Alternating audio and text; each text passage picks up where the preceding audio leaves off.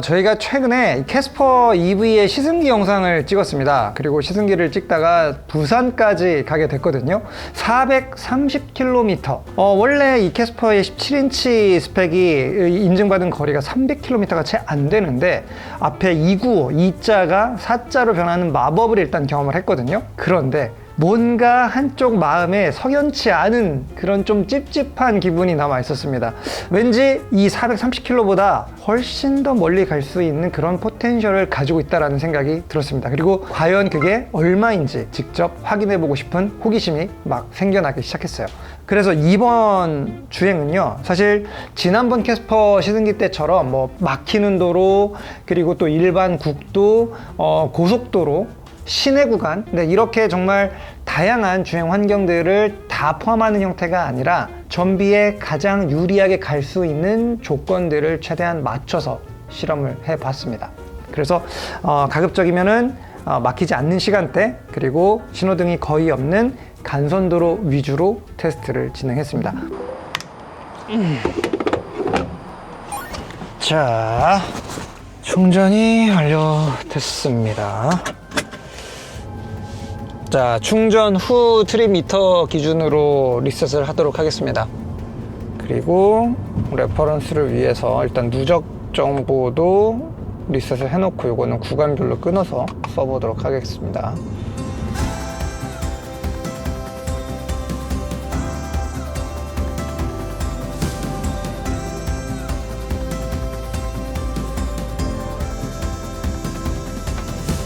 네, 일단 95%거든요. 5% 지금까지 소비했는데 5% 가지고 30km 왔습니다.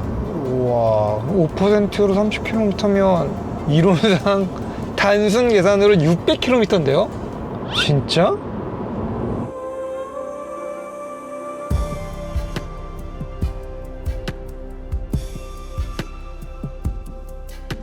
자, 90%, 10% 쓸 동안 55km 왔네요. 10분의 1 배터리로 55km 정도를 왔습니다. 출발은 꽤 좋은데요. 캐스퍼 EV가 가지고 있는 전기 모터의 출력이 85kW입니다. 그런데 회생제동으로 충전할 수 있는 순간 충전량도 85kW를 다 받아냅니다.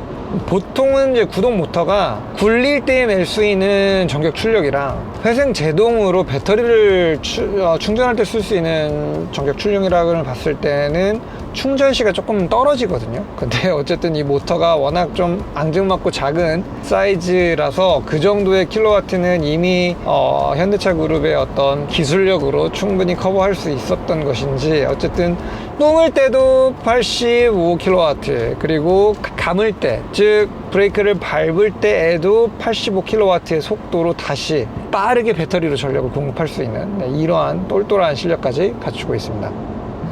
네, 일단 캐스퍼 EV의 첫 배터리의 10% 용량을 소비한 결과 주행은 56km를 커버했고요. 그리고 계기판상에 남은 주행 가능 거리는 371km가 남아 있었습니다. 이 둘을 합하면 총 주행 거리는 약 427km 정도를 보여주게 되는 거죠. 하지만 흥미로운 점이 한 가지 있죠. 계기판에 나오는 수치 말고 실제로 제가 그 56km를 달리면서 남아있는 배터리 잔량으로 곱해봤을 때 나오는 제 계산에 따른 주행 가능 거리는 약 560km에 달했습니다. 자, 그런데 제가 계산했던 주행 가능 거리랑은 약간 좀 차이가 나더라고요. 저는 주행 가능 거리를 어떻게 계산을 했느냐, 56km를 달려왔죠. 그리고 이때 찍힌 평균 전비가 10.7이었습니다. 그래서 이 평균 전비 10.7을 가지고 남아있는 배터리의 90% 잔량, 자, 49kWh의 90%, 49 곱하기 0.9는 44.1kWh가 배터리 지금 남아있는 상태거든요. 여기에 제가 지금까지 달려왔던 평균 전비, 앞으로도 예상되는 평균 전비라고 볼 수 있겠죠. 10.7을 곱하게 되면 471km를 남은 90%를 가지고 갈 수 있다는 계산이 나오게 되죠. 그리고 여기에 이미 제가 달린 56을 더하게 되면 그러면 527. 그러니까 계기판상으로 보여지고 있었던 주행 가는 거리 427보다 약 100km 정도를 더 갈 수 있다라는 계산이 나오게 됩니다. 자, 일단 워낙 오랜 시간 주행을 해야 되는 이 실험이었기 때문에 일단 첫날은 여기에서 다시 집으로 복귀를 했습니다. 그리고 그대로 추가 충전 없이 남아있는 배터리 잔량을 가지고 그 다음날 또다시 주행을 이어가기로 했는데요. 저희가 이 테스트에 주로 활용한 구간은 분당에서 청담대교까지 이어지고 있는 동부간선도로, 그리고 강변북로와 올림픽대로, 그리고 저기 임진각까지 이어지는 자유로 등의 신호등이 없는 제한속도 80km, 70km, 80km 정도 되는 이런 자동차 전용 도로를 위주로 테스트를 했습니다. 자, 다음날 여정 한번 출발해 볼까요? 연비 테스트 오늘도 계속해서 배터리가 방전될 때까지 달려봅니다. 오늘은 87%의 배터리로 출발합니다. 자, 오늘 스타트 좋네요. 일단 첫 10분은 평전 12 이상을 기록하면서 출발합니다. 86% 남았습니다. 자, 이제 청담대교를 건너서 강변북로로 진입하고 있습니다. 추석 명절 연휴인데 도로는 늦은 시간이라 좀 한산한 편입니다. 자, 일단 오랜만에 드라이브 삼아서 저기 임진각 평화누리공원까지 한번 쭉 달려보겠습니다.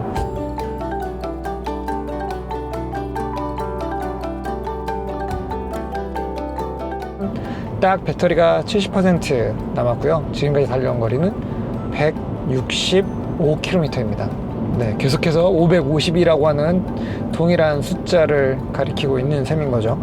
앞으로 주행 가능한 거리가 295 정도가 남아 있거든요. 근데 이 295는 원래 캐스퍼가 27인치 사양으로 이 AR을 발표했었던 그 수치인 거죠. 근데 사실 그 수치는 70%의 배터리를 가지고도 갈 수 있을 정도로 실제 정비 주행을 하면 꽤나 격차가 많이 벌어집니다. 원래 100%로 갈 수 있는 거리가 295km인데 70%만 가지고도 295km를 커버할 수 있다고 계기판에 나오고 있거든요.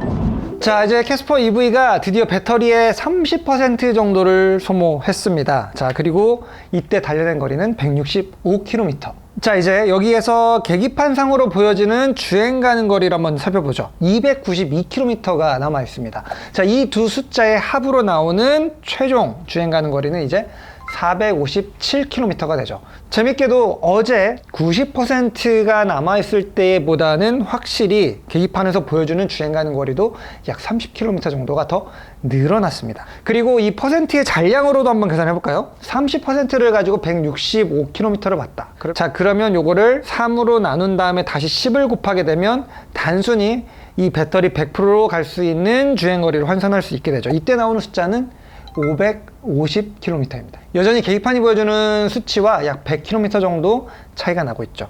그리고 165km를 달려오면서 나왔던 전비는 10.4. 약간 이 어제 첫날보다는 좀 소폭 전비가 떨어지기는 했습니다. 근데 이 10.4를 기반으로 남아있는 배터리 잔량 70%, 49kWh의 70% 잔량을 곱해서 나오는 그 숫자, 거기에 이미 달린 거리를 합하게 되면 이때는 521km라는 주행 가는 거리가 계산되게 됩니다.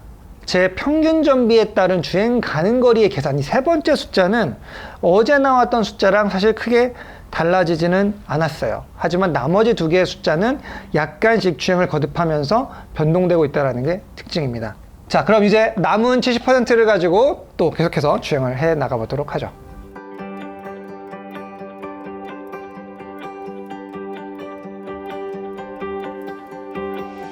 자, 이제 배터리 50%를 쥐어짜낸 상태인데 과연 몇 킬로 달렸을까요?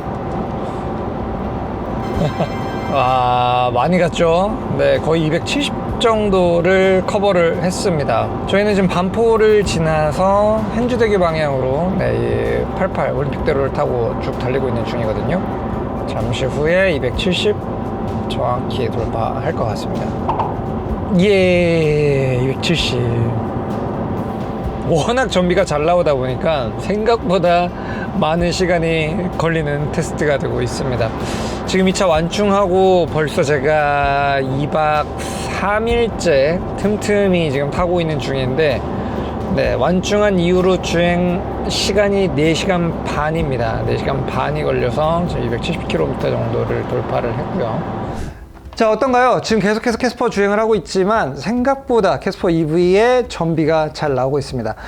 요즘 전기차를 타시는 분들이 이제 많아지고 있는데 어떻게 하면 전비를 잘 나올 수 있게 하는지에 대한 꿀팁을 살짝 알려드리도록 하겠습니다. 일단 내연기관차랑 전비주행, 연비주행의 비법은 크게 다르지 않습니다. 최대한 요구 출력을 적게 쓰면서 일정하게 운동 에너지를 유지하고 관성을 이용해서 끌고 가는 것. 쉽게 표현하면 속도의 등락을 많이 만들지 않고 한번 부드럽게 가속한 다음에 종속 상태를 만들어서 최대한 멀리 가는 방법. 이게 전비를 끌어올리는 가장 좋은 방법입니다. 그런데 많은 분들이 오해하고 계신 부분이 하나 있죠. 바로 회생제동 레벨입니다. 전기차는 회생제동력을 적극적으로 많이 써야지 발전이 많이 돼서 주행 가는 거리가 팍팍팍 늘어난다. 네, 이렇게 알고 계신 분들이 많으신데 사실 이건 일부는 맞고 일부는 완전히 틀린 이야기입니다. 자, 회생제동. 말 그대로 여기에는 회생제동이라는 게 포인트입니다. 즉, 전기를 발전할 때에는 차의 속도가 감속된다라는 이야기인 거죠. 그런데 우리가 굳이 속도가 떨어지지 않아도 되는 상황, 제동을 할 필요가 없는 상황에서 이 회생제동이 들어온다면 발전은 하게 되지만 그 발전에서 얻을 수 있는 전기 에너지량이 애초에 그 감속을 하지 않고 발전하지 않고 일정하게 정속을 유지했을 때 추가적으로 이득을 보는 에너지의 양보다 더 손해를 보게 됩니다. 왜냐하면 에너지라는 건 배터리에서 모터로 나올 때 또 모터에서 배터리로 들어갈 때 일정 구간씩 손실률이 있기 때문이거든요. 그래서 애초에 에너지가 담겨있는 형태를 변환시키지 않고 한 번의 모터로만 쓰는 게 가장 좋은 방법이에요. 저는 지금 이 캐스퍼 EV를 전비 테스트 할 때 과연 몇 채다가 놓고 썼을까요? 저는 회생제동 레벨 제로에다가 놓고 썼습니다. 많은 분들이 오해하고 계신 게 이 회생제동 레벨이 제로면 회생제동을 안 하는 거 아니냐라고 생각하세요. 하지만 차가 회생제동을 안 하는 건 아닙니다. 여러분들이 브레이크를 밟을 때에 그때는 회생제동으로 충전을 하는 걸 시작하기는 해요. 자, 그러면 레벨 1, 레벨 2는 더 많은 발전, 더 많은 충전을 할 수 있는 거 아닌가요? 라고 얘기하는데요. 그것도 사실 아닙니다. 단순히 더 짧은 시간 안에 충전을 많이 한다는 개념이지, 똑같이 우리가 60km에서 10km까지 감속한다고 했을 때 회생제동 레벨 2나 3가 레벨 0나 레벨 1보다 충전을 더 많이 해주는 개념은 아니에요. 속도가 떨어지는 그 스피드를 더 빠르게 해주는 게 레벨 3. 더 천천히 오랜 시간 동안 충전하면서 떨어지는 게 레벨 1. 이런 개념으로 보시면 됩니다. 하지만 레벨 0 역시 여러분들이 브레이크를 밟는 순간부터는, 즉 제동이 꼭 필요해서 브레이크를 밟아야 되는 그 순간부터는 그 운동 에너지를 그냥 날려버리는 게 아니라 이 충전을 통해서 다시 배터리에 저장할 수 있는 기능을 가지고 가게 됩니다.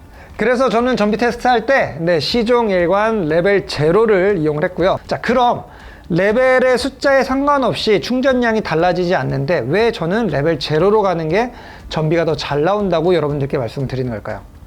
자, 거기에는 여러분들의 속도 유지력의 관계가 있습니다. 회생제동을 1이나 2, 3으로 켜놓게 되면 여러분들이 정말 정교하게 발컨으로 엑셀을 똑같이 유지하지 않으면 차가 등속으로 주행하는 것 자체가 굉장히 어려워져요. 조금만 스로틀에서 힘을 빼면 페달에서 다 떼지 않더라도 충전으로 차에 저항이 걸리면서 속도가 오르락내리락 하기 되게 쉬운 조건에 빠지게 됩니다. 레벨 3로 가게 되면 그게 더 드라마틱하게 커지게 되겠죠. 그래서 단시간에 잠깐 충전하는 빈도수는 늘어날 수 있을지언정 결국 그때 떨어진 속도를 만회하기 위해서 다시 원래 속도로 가기 위해 가속해야 될 때 쓰는 전기 에너지량이 여러분들이 거기까지 떨어지면서 오는 그 충전량보다 더 많이 필요하기 때문에 결과적으로는 전기를 더 쓰게 되는 주행을 하게 되는 거죠. 그래서 전비를 높이는 두 번째 팁은요. 여러분들 가급적이면 오르막에서는 속도를 증속시키는 가속을 하지 말 것. 속도를 올릴 때에는 평지나 내리막 구간을 이용해서 속도를 올리는 게 훨씬 더 유리하고 똑같이 속도를 올리더라도 적은 전기를 가지고 쓸 수 있다는 겁니다. 자, 이걸 실생활에 적용하게 되면 앞에 얕은 오르막이 하나 있는 언덕이 있다고 칩시다. 그렇다면 그 언덕을 올라가기 전에 평지에서 미리 속도를 조금 더 붙여놓고요. 그리고 오르막을 올라가는 동안에는 속도를 일정하게 유지하거나 1km, 2km, 3km 조금씩 떨어뜨리는 정도의 에너지량만을 쓰면서 언덕까지 올라갑니다. 그리고 다시 내려오는 길에 필요한 만큼의 속도를 부드럽게 붙여주는 이러한 방식으로 오르막에서는 약간 속도가 떨어지면서 올라가고 내리막을 내려올 때는 다시 속도를 좀 더 붙이거나 평속보다 더 높은 속도로 끌어올려서 그 속도를 만회하는 이러한 방식으로 운전하시게 되면 굉장히 좋은 전비를 끌어낼 수가 있게 되는 거죠. 자, 그래서 이런 식으로 달려서 캐스퍼 EV의 배터리를 딱 절반을 소비를 했습니다. 270km를 커버했어요. 굉장한 숫자 아닌가요? 자, 이때 계기판상으로 남아있는 주행 잔여 거리는 203km. 둘을 합하게 되면 473입니다. 제일 처음에 보여드렸던 숫자 427에서 중간에 457이 됐고, 그리고 이제 473으로 계기판이 보여주고 있는 이 숫자는 계속해서 거리가 누적될수록 상승되고 있는 모습을 볼 수가 있죠. 자, 이 트렌드를 본다면 이 차량의 계기판이 보여주고 있는 전기차의 주행 가는 거리, 특히 캐스퍼 EV 같은 경우에는 갈 수 있는 거리를 보여주고 있는 방식이 꽤나 보수적이라는 걸 유추해 볼 수가 있습니다. 제가 이미 아주 좋은 전비를 이용해서 주행을 하고 있지만 여전히 차는 반신반의하는 거죠. 과연 이 운전자가 이 전비로 계속 갈 수 있을까? 만약에 주행 조건이 바뀐다면 좀 떨어질 수도 있다는 걸 감안해야겠지라고 하는 이런 어떤 안전 마진을 많이 반영한 채로 주행 거리를 보여주고 있는 게 아닌가 싶습니다. 자, 제가 270km를 달려왔잖아요. 배터리가 50%입니다. 그러면 단순히 이걸 100%로 확대했을 때 2배를 곱하게 되면 이 배터리로는 540km를 갈 수 있다는 계산이 나오게 되죠. 그리고 지금까지 달려온 평균 누적 전비는 10.5를 기록하고 있습니다. 그리고 남아있는 배터리 크기가 얼마죠? 49의 절반이니까 24.5kWh의 이 평균 전비를 곱해주게 되면 갈 수 있는 주행 가는 거리가 257km가 뛰게 됩니다. 그럼 270 더하기 257하면 527km. 저의 계산상으로는 여전히 캐스퍼 EV는 527km를 갈 수 있다는 계산이 나오게 되죠.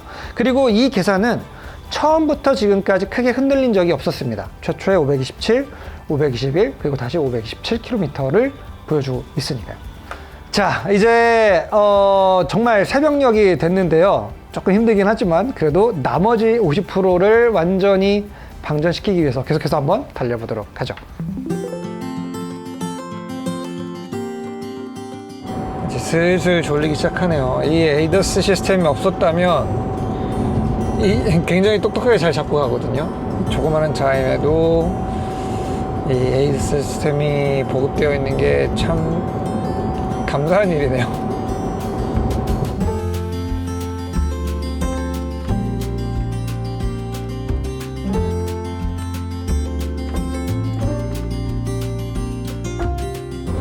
자, 25%. 자, 이제 4분의 1만 남았습니다. 주행거리는 거의 400km 정도 달려왔죠. 자, 캐스퍼 EV의 배터리가 이제 4분의 1만 남았습니다. 벌써 397km를 달렸어요. 400km 가까운 주행거리를 배터리의 4분의 3만을 가지고 커버를 했습니다. 박수 한번 쳐줘야 되는 거 아닌가요? 우리 꼬마 캐스퍼 진짜 너무나도 대견하더라고요. 계기판상의 주행 잔여 거리는 92km가 남아있고요. 이 둘의 합으로 나오는 숫자는 489. 역시나 이번에도 제가 계산하고 있는 숫자랑 점점점 갭을 좁혀오면서 이 숫자가 늘어나고 있는 트렌드를 보여주고 있습니다. 자, 배터리 잔량 4분의 3을 가지고 397이니까 요걸 그대로 3으로 나눈 다음에 4를 곱해주게 되면 나오는 수치, 이거는 529km 정도를 보여주게 됩니다. 자, 이 숫자는 처음 시작했을 때 560에서 지속적으로 일정한 패턴으로 떨어지고 있다는 것을 볼 수가 있죠. 그럼 평전비 기반한 저의 계산법에 따른 주행 가는 거리는 어떤지 한번 볼까요? 10.6의 누적 전비가 나와 있고요. 남아있는 배터리 잔량으로 곱해주게 되면 주행 가는 거리가 약 129km, 129.8이니까 130km 정도가 남아있게 되고요. 이 둘을 합해주게 되면 527km, 그대로 수치가 비슷하게 나오고 있습니다. 자, 남은 25%, 과연 캐스퍼 EV는 진짜로 500km 이상을 달릴 수 있을지 가보도록 하죠.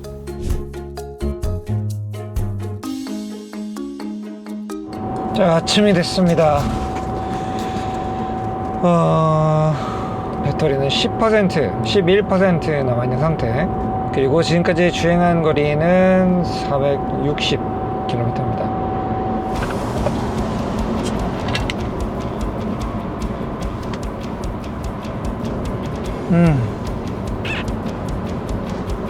진짜 힘들다. 자, 이제 동이 트고 있습니다. 빨갛게 해가 올라오고 있고요. 저 멀리 잠실 타워도 보입니다.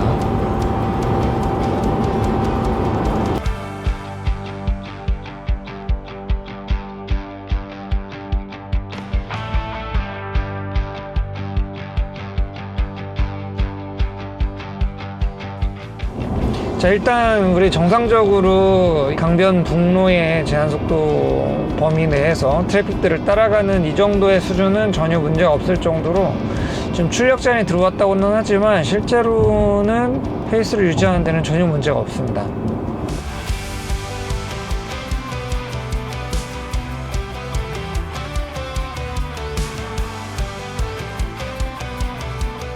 자, 이제 진짜 대장정의 거의 끝이 보이고 있습니다. 캐스퍼는 이제 배터리가 4% 남았고요. 조만간 500km를 돌파할 것으로 보입니다. 다 왔습니다. 저희 스테이션B 사무실 바로 앞에 있는 GS 고속 충전기 쪽으로 들어왔고요. 공교롭게도 여기가 지금 이 완충을 하고 시작했던 포인트입니다. 똑같은 충전소로 도착을 해서 대단원의 막을 내리게 됐습니다. 이제 주행 거리를 공개하겠습니다.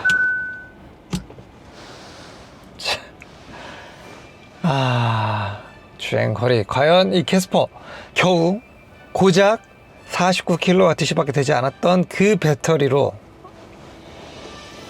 짠! 511km.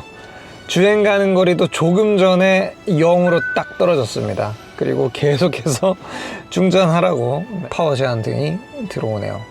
근데 진짜 캐스퍼 대단하다. 저 49kWh가 배터리 용량을 실제로는 더 큰 걸 넣어주고 작은 49라고 거짓말하고 있는 게 아닌가라는 합리적인 의심이 들 정도로 지금 500km 이상 달리는 전기차들 대부분이 다 80, 90, 100kWh 이 정도의 배터리를 탑재하고 있는 걸 보면 그 딱 절반의 크기로 좀 같은 거리를 달려낸 거거든요. 자, 여러분들 이 511km 도전해 보시겠습니까? 어쩌면 지금처럼 에어컨을 좀 켜지 않는 조금 더 선선한 가을이 되면 겨울이랑 여름 사이에 최적의 온도가 맞는 그 조건이 되면 어쩌면 이거보다 더 높은 숫자를 볼 수 있을지도 모르겠습니다. 520? 540? 캐스퍼 EV 오너분들, 스테이션B 구독자분들의 능력을 기대해 보도록 하겠습니다. 많이 도전해 주세요. 이제 2번은 못할 것 같아요.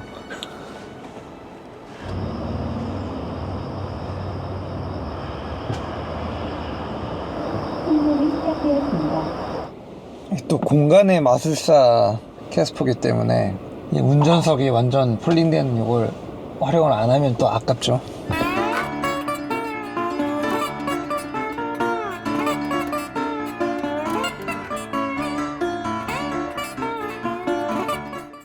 그 모든 것들을 반영하고 감안하더라도 엄청난 성능을 보여준 건 맞는 것 같습니다. 배터리 팩 크기가 점점 커져가는 게 전기차의 미래다라고 생각을 했나요? 네, 이 차를 타보니까 완전히 생각이 바뀌는 것 같습니다. 전기차는 앞으로 더 작아져야 되는 게 아닐까요? 졸려. 일단 좀 기다리면서 자자. 아이고.